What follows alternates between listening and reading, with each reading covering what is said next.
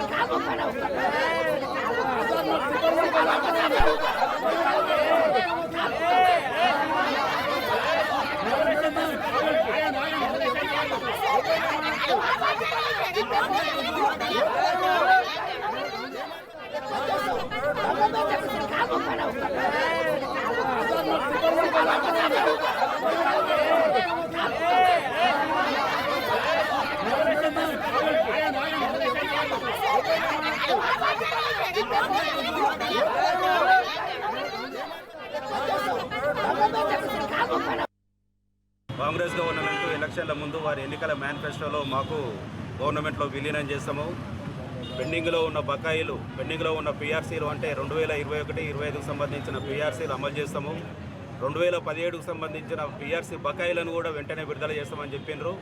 దాని ప్రకారం మేము వారి మాటలు, వారి మేనిఫెస్టోను నమ్మి గత గవర్నమెంట్ మాకు ఇచ్చిన హామీలు మర్చి మమ్మల్ని ఇబ్బంది పెట్టిన సందర్భంలో మేము ప్రజాపాలన గవర్నమెంట్ను మా కుటుంబాలతో సహా మేము ఓట్లేసి గెలిపించుకొని వాళ్ళ అధికారంలో తీసుకొచ్చినాము.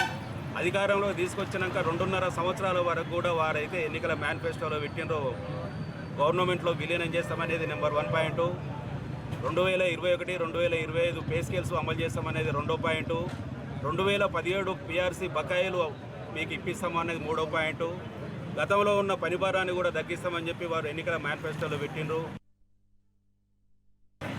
మాకు 2021-25 పిఆర్సీలు ఇవ్వాలని మిమ్మల్ని పాదాభివందనం చేయించున్నాం. మేమేం డిమాండ్ చేయట్లేదు.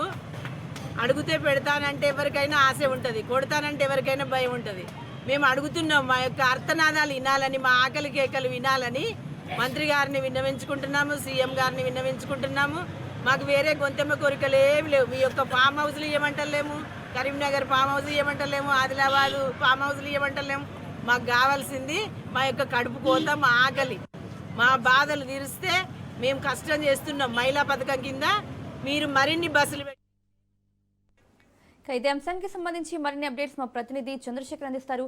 చంద్రశేఖర్, జనగామ జిల్లాలో ఆర్టీసీ కార్మికుల సమ్మె రెండో రోజుకు చేరుకుంది. అక్కడ పరిస్థితి ఏ విధంగా ఉంది?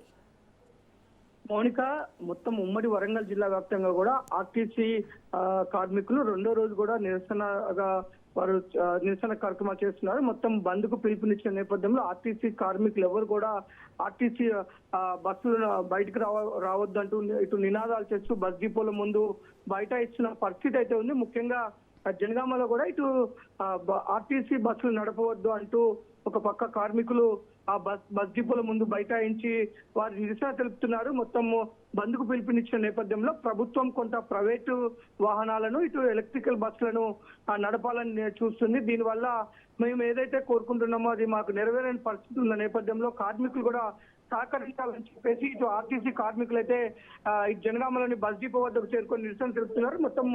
మొత్తం కూడా బస్ డిపోను బస్ స్టేషన్ ప్రాంతం అంతా కూడా భారీ బందోబస్తు పోలీసుల బందోబస్తు నడమ అయితే ఆర్టీసీ బస్సులు నడుపుతున్న పరిస్థితి ఉంది. ఇటు జనగామలోని సిఐ సత్యనారాయణ రెడ్డి ఆధ్వర్యంలో ఆ యొక్క పోలీస్ బందోబస్తు నిర్వహిస్తున్నారు. ఎక్కడికక్కడికి నిరసన తెలుపుతున్న కార్యకర్తలని వారిని అడ్డుకుంటున్న పరిస్థితి అయితే ఉంది. ఈ నేపథ్యంలోనే ఇటు బస్ డిపో ముందుకు వెళ్తున్న కార్మికులను సిఐ ఆధ్వర్యంలో అడ్డుకోవడంతో ఒక్కసారిగా కార్మికులు సార్ మేము న్యాయమైన డిమాండ్లు కోరుతున్నాము, ఈ ప్రభుత్వ పెద్దలు మాకు ఇచ్చిన డిమాండ్లు నెరవేర్చాలని మేము నిరసన తెలుపుతున్నాము, మాకు సహకరించండి అని సిఐ కాళ్ళపై పడి ప్రాధేయపడి వేడుకుంటున్న పరిస్థితి అయితే ఉంది. ఆ మొత్తాన్ని కూడా కార్మికులు మేము ఏదైతే ప్రభుత్వ పెద్దలు మాకు ఆర్టీసీని ప్రభుత్వంలో విలీనం చేస్తాము, అంతేకాకుండా మా యొక్క డిమాండ్స్ నెరవేరుస్తామని చెప్పేసి ప్రభుత్వ పెద్దలు మాట ఇచ్చారు. వారు ఇచ్చిన మాట ప్రకారము వారు ఇచ్చిన హామీలనే మేము నెరవేర్చమంటున్నాము. ఇప్పటికీ 2.5 సంవత్సరాలు కాలయాపన అయినప్పటికీ కూడా ప్రభుత్వ పెద్దలు ముందుకు రావడం లేదు. ఇంకా వాటిని నాంచే ధోరణిలోనే ప్రభుత్వ పెద్దలు ఉండటంతోనే మేము గత్యంతరం లేక మేము ఇటు నిరవధిక సమ్మెకు పిలుపునిచ్చాము. అయినప్పటికీ ప్రభుత్వం ప్రైవేట్ బస్సులతో కాంట్రాక్ట్ ఎలక్ట్రికల్ బస్సుల ద్వారా నడిపించాలని చూస్తున్నారు. ఇప్పటికైనా ప్రభుత్వం మా యొక్క డిమాండ్లను ఎవరైతే వారు హామీ ఇచ్చారో ఆ డిమాండ్లనే నెరవేర్చమంటున్నాం. మా న్యాయమైన డిమాండ్లు నెరవేర్చే వరకైతే నిరవధిక సమ్మెనైతే కొనసాగిస్తాము. ఇటు కార్మికులు కూడా ప్రైవేట్ ఎంప్లాయీస్ కూడా అర్థం చేసుకొని సహకరించాలి, పోలీసులు కూడా మాకు సహకరించాలి. ఒక పక్క పోలీసులు కేసులు పెడతామని భయాందోళనకు గురి చేస్తున్నారు. ఇప్పటికైనా పోలీసులు కూడా మా యొక్క న్యాయమైన డిమాండ్ల మీద సహకరించాలని పోలీసు అధికారుల కాళ్ళపై పడి వేడుకుంటున్న పరిస్థితి కూడా కనపడుతుంది. మౌనిక. రైట్ చంద్రశేఖర్, అలాగే ప్రభుత్వం కూడా ఉద్యోగుల్ని విధుల్లో చేరమని చెబుతోంది. ఇప్పట్లో సమస్య అయితే పరిష్కారం కాదు, కమిటీ వేశాము, 4 వారాల వరకు టైం పడుతుందంటున్నారు. సో ఈ సమస్య మరి సాల్వ్ అవుతుందా, ఇట్లా కంటిన్యూ అవుతుందా?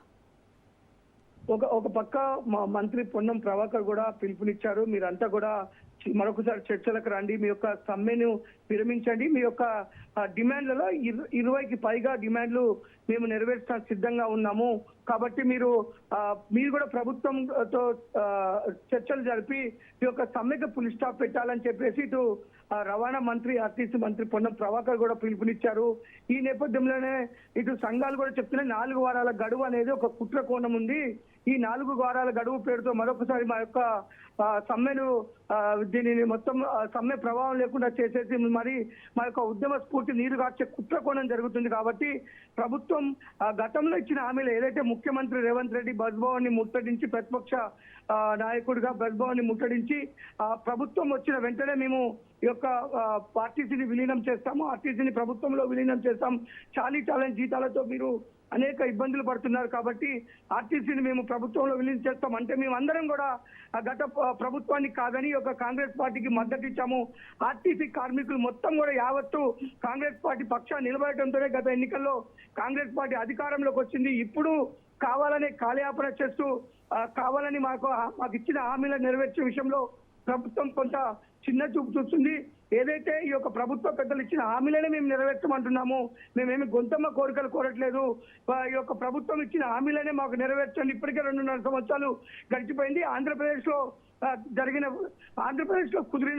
కుదిరింది. ఇదే విధంగా జరిగినప్పటికీ తెలంగాణలో ఎందుకు జాప్యం జరుగుతుంది, తెలంగాణలో ఎందుకు కుదరదని కొన్నిటికి ప్రభుత్వం అడ్డుపడుతుందని కార్మికులు ఆవేదన చెందుతున్నారు. ఒక పక్క చాలని జీతాలు, మరొక పక్క యొక్క మన మహాలక్ష్మి వల్ల చాలా ఇబ్బందులు ఎదుర్కొంటున్నాము.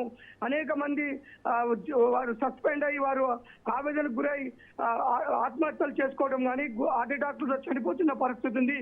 కాబట్టి ఇప్పటికే చాలా ఒత్తిడిలో పనిచేస్తున్న ఆర్టీసీ కార్మికులను ఆదుకోవాలి. మా యొక్క 32 డిమాండ్ల పైన సానుకూలంగా స్పందించి వెంటనే డిమాండ్లను పరిష్కరించి మాకు ఇచ్చిన హామీలు నెరవేర్చాలి. అంతవరకు మాత్రం రాజీ పడేదే లేదు, కంపల్సరీ సమ్మె నిరవధిక సమ్మె కొనసాగిస్తామని ఆర్టీసీ కార్మికులు చెప్తున్న పరిస్థితి. ప్రభుత్వం మాత్రం మేము సానుకూలంగా ఉన్నాము, కొంత మీరు నిరవధిక సమ్మెను బంద్ చేసి మీరు విధుల్లోకి చేరాలంటుంది. అయినప్పటికీ కార్మికులు అయితే ఎక్కడ కూడా వెనక్కి తగ్గట్లేదు. ప్రస్తుతం అయితే సమ్మెను నిరవధిక సమ్మెగా కొనసాగిస్తామని కార్మికులు అంటున్న పరిస్థితి. Mounika. Right Chandrashekar, thank you.